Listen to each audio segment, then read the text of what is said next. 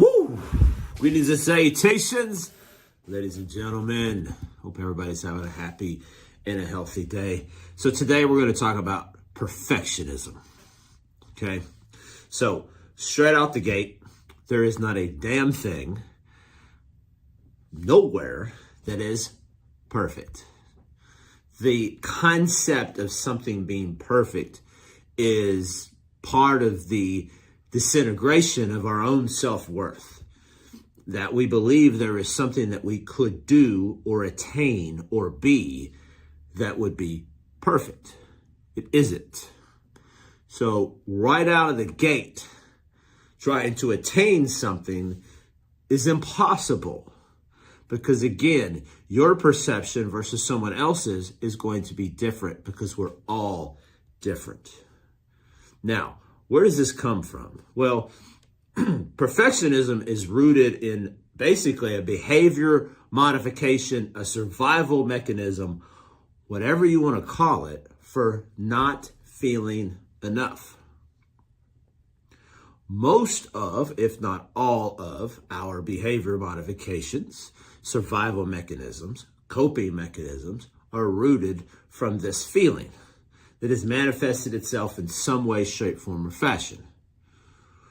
Now, I challenge clients when they say, I'm a perfectionist. I challenge that thought, because as a coach, it's my job to challenge your thinking, because the way you think is the way that you will be. If you can alter your thinking, you will be something else.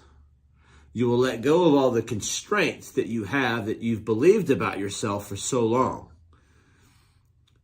So my question is always going to be, is it true that you're a perfectionist? Now, as we begin in our coaching journey, usually that question is going to be answered with, yes, it is true. But it's not true. And I'll tell you why. Anything that you can change is not who you are. I'll say that one more time, just so you can get it. Anything that you can change is not who you are. That goes for anything. Anything you don't like about yourself and anything you do like about yourself is not who you are. At your energetic level, you're a very few things. Love, light, about it. Okay? And I know that this may be a concept that people just will poo-poo on because it's all woo-woo-woo or this or that. But if you stripped it all away, you stripped what you look like physically, how you act, all your thoughts, all these descriptive adjectives about yourself, and you stripped it all away, what would you be left with? You'd be left with a soul. And that soul is eternal. Energy cannot be created nor destroyed. So no matter what your religious beliefs are, no matter what your beliefs are, period, this rule applies. So it's not true that you're a perfectionist. It may be true that you have perfectionist tendencies, but you are not a perfectionist. Just like I am not a coach. I am not a trainer. These words do not define who I am at my core. What we take takes us, and anything that we can change about ourselves is not who we are. We get addicted to using descriptive words that are powerful to describe who we are, and then we take on the attributes of the word. No different than saying, I am depressed.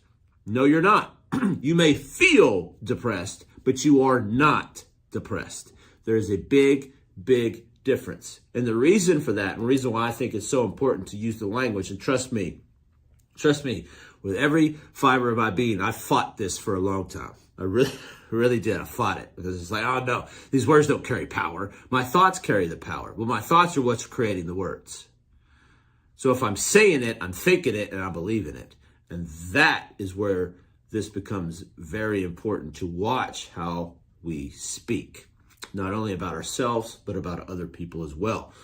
So if I can create space between myself and it, I can then change it. Because if your perfectionism is rooted in the fact that you do not feel enough, what do we have to do? Well, we have to dissolve that root cause, because is it true that you're not enough? No, it's not true. And the answer for that is for everyone. You were not put here with a manufacturer label inside of yourself that I could cut open and see that says Joe Blow is not enough. You can't. No one can. You came equipped with every single thing that you would ever need in this lifetime. Life has affected you because you had a childhood and you were exposed to things when your personality was developing that have caused several behavior modifications. That goes for all 8 billion of us on this planet. So we're all in the same game together. We can just choose not to play the game anymore. So is it true that you're a perfectionist? No. Is it true that you may have perfectionist-like tendencies?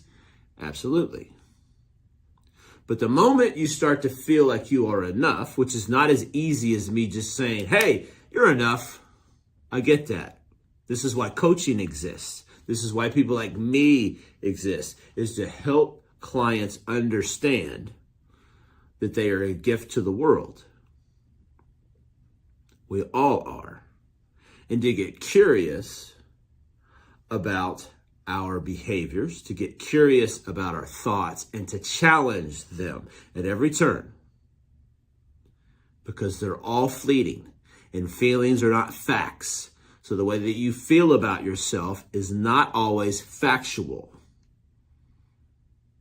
And so those thoughts that come across your dashboard are not always who you are. Because who you are at your core is love and light. That's it. With maybe a few other things. Not perfectionism, not people pleasing, not any of these things. Want to make sure that that's super clear. Challenge these thoughts. Get curious about them. Don't attack them out of fear, because there's nothing to fear. Fear is manufactured inside our brains.